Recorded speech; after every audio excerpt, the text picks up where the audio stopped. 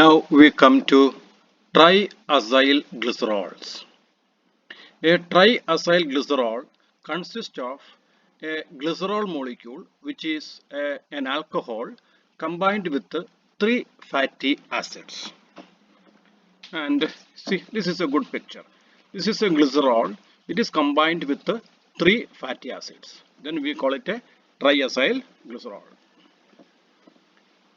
And triacylglycerols are actually stored energy sources, and they also provide insulation. Why? The carbon atoms of the fatty acids are more reduced, and therefore upon oxidation they yield more than twice the amount of energy on a gram to gram basis compared with the carbohydrates or proteins. Second point. See, triacylglycerols are hydrophobic in nature. Therefore, they do not use water when storing. And that means uh, since the weight of water is not there, more of this lipid can be stored in the storage organ. Actually, for 1 gram of carbohydrate to get an equivalent amount of energy, 2 grams of lipids can be stored. Okay, or simply understand like this: when energy is stored in the form of carbohydrate, an equivalent amount of water also need to be stored, and you know that water does not give us energy, while for lipids, lipid is hydrophobic in nature. Its storage does not require water, so in that space also lipid can be stored. So energy content in the storage form is more than doubled. And in almost all cell, eukaryotic and prokaryotic, in all cells, lipids are there. In eukaryotic cells, triacylglycerols are very much microscopic in nature. They are oily droplets. They are stored in the cytosol. And in our body, in the body of vertebrates, we have adipocyte under the skin, etc., where triacylglycerols are stored. And in the case of seed of plants, for example, coconut, gingerly, etc., their seed is storing energy in the form of lipid. This stored energy is essential during the germination of the seed to give rise to a new generation.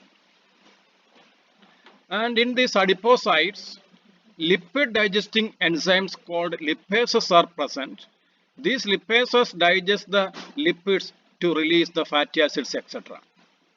That is how these stored lipids are used for generation of energy. We people have a fat tissue in the form of adipocyte under our skin, and also in the mammary glands, in the abdominal cavity, etc. And we become obese because of the excess storage of triacylglycerol. And remember, our storage of glycogen for daily energy need is very little.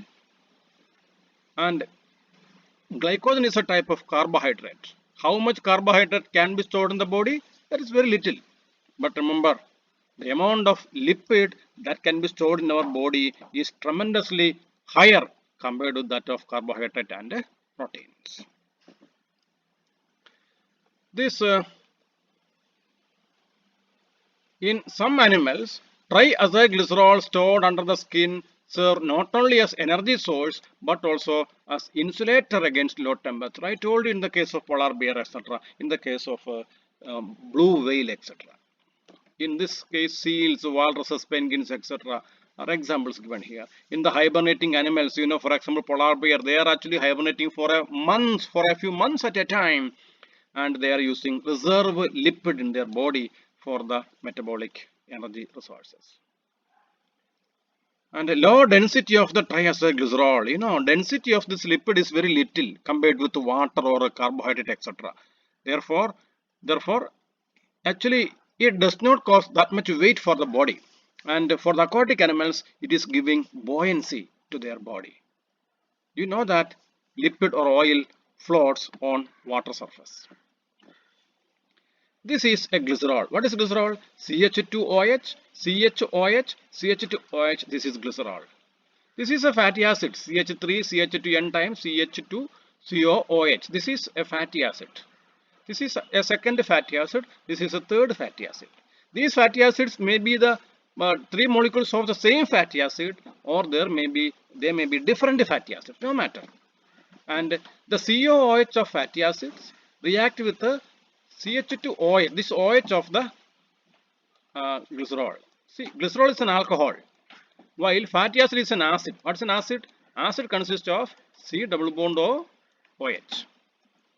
Okay. So how is a bond formed between an alcohol and an acid? Very simple. OH is reacting like this. So OH and H gives water. So this is an alcohol that is engaged in bonding with a carboxyl group. So a bond between an alcohol and an acid is ester bond.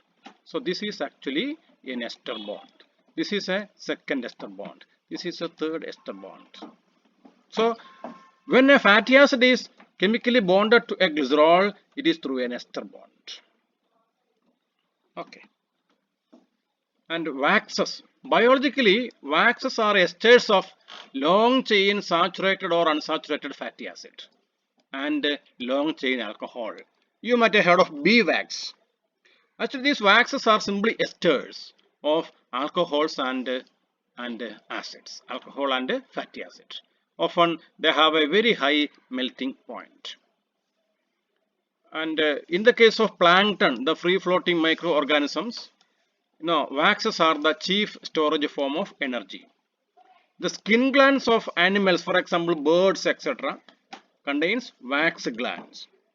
And on the leaf surface of plants, on the aerial surfaces of plants, they have waxy coating. You might have heard of cuticle, etc. And biologically, waxes have a lot of applications in the pharmaceutical, cosmetic, and many other industries. So this is economically as well important. This is actually a wax. This is an alcohol, a very long chain alcohol. This is a very long chain fatty acid. There is an ester bond between them. Coming to membrane lipids. Lipids on the membrane, they are amphipathic in the nature. What does it mean, amphipathic? One end of the molecule is hydrophobic in nature. The other end is hydrophilic in nature.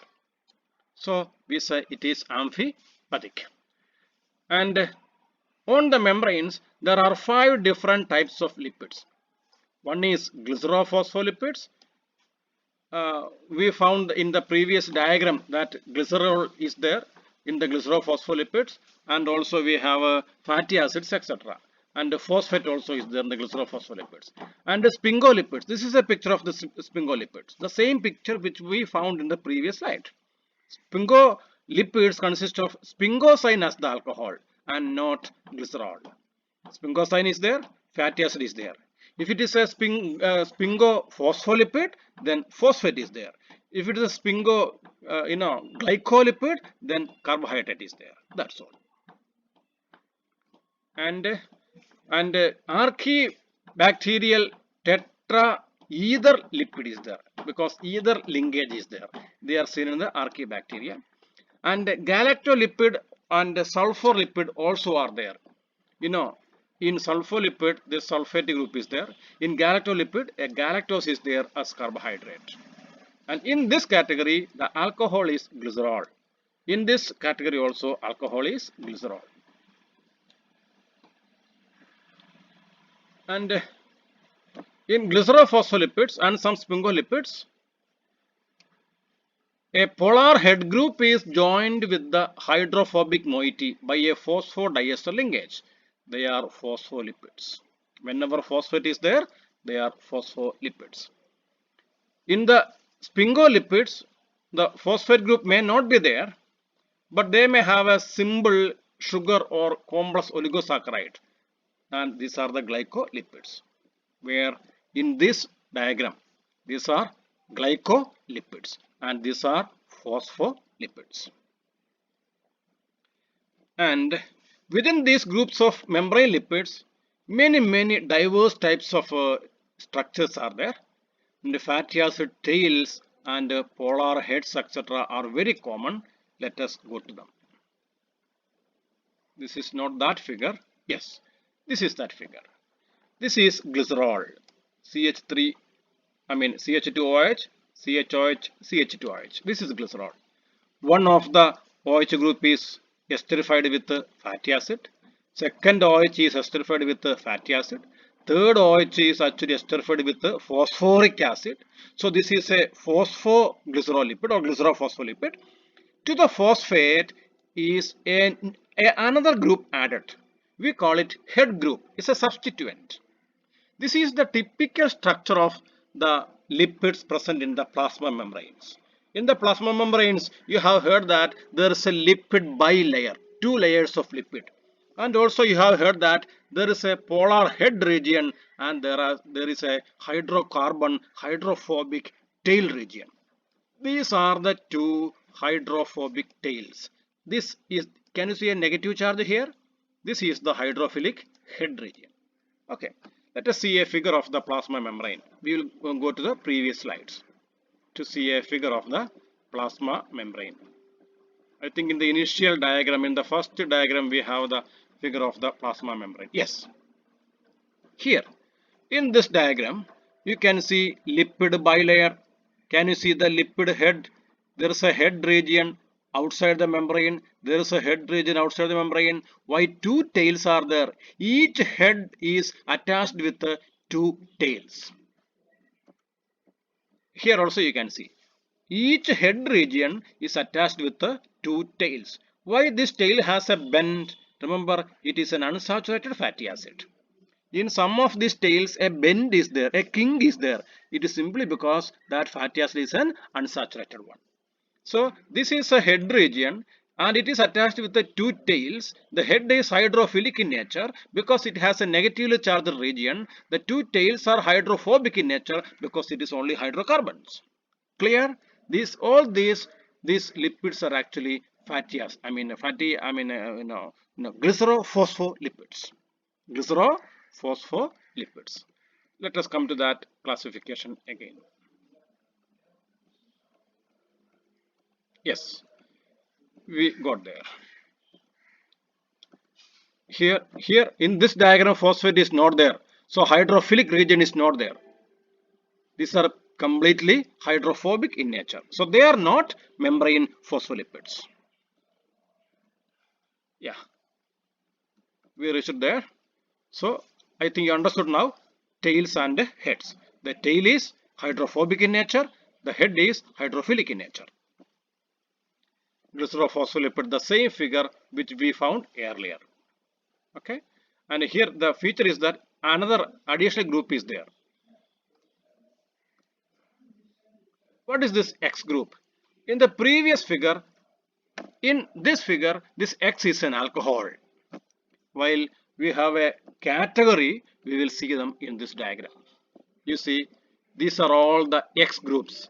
For example, in phosphatidic acid, the basic phospholipid, the X is a hydrogen atom. In phosphatidylethanolamine, it is also called, actually we will come to this figure later. In phosphatidylethanolamine, the X is ethanolamine. Ethanol, the OH group is substituted with the NH3, ethanol amine. In phosphatidylcholine, that X group is choline. What is choline? It was an ethanol amine, but the three hydrogen atom of the amino group are substituted with the methyl group. So it is trimethyl, NNN, trimethyl ethanolamine. That is choline. So phosphatidylcholine and phosphatidylserine. Here serine, an amino acid, is the X group. Phosphatidylglycerol. Glycerol is there like that. You know, so many different types of X groups are there. So this is the general structure of glycerophospholipid. Let us come to one or two such compounds. Lecithin. Lecithin is actually a compound in our body. You see, this is in this diagram. Actually, there's a small problem. N plus should be there in the diagram. Because the three hydrogen atoms of the amino group are substituted with the methyl group. So trimethyl ethanolamine phosphatidic acid. That is phosphatidyl choline. Okay. And glycerol. This is a CH2OH, CHOH, CH2OH it was. So it was a glycerol. But now in this figure it is esterified with a phosphate. Glycerol 3 phosphate. And in the most basic form of phosphatidic acid or phospholipid, you see this is a glycerol molecule esterified with a fatty acid, esterified with a second fatty acid, and here we have the phosphatic group. So phosphatidic acid. Remember in this figure, this is not entirely correct because this phosphate group will be ionized. In the physiological conditions, it will be ionized. So this phosphate is the hydrophilic head region. While these two hydrocarbons are not ionized, they are hydrophobic in nature. They are the hydrophobic tails. Okay, the fatty acids may be diverse. Sometimes they may be the same fatty acid or there may be different fatty acid. They may be saturated, they may be unsaturated. And sometimes they may have either linked fatty acids. For example, in the case of plasmalogen, etc. Here, either linked alkene is present here. Remember, this much is a glycerol. Okay, or glycerol. On the third carbon we have phosphate linked with choline. Okay. On the on the second carbon you have fatty acid. Which fatty acid? Saturated fatty acid. And on this one you see this is not a fatty acid. This is an alkene. Either linked alkene. This is not a fatty acid because carboxylic acid is not there. Carboxylic group is not there. And let us come to sphingolipids in the next slide.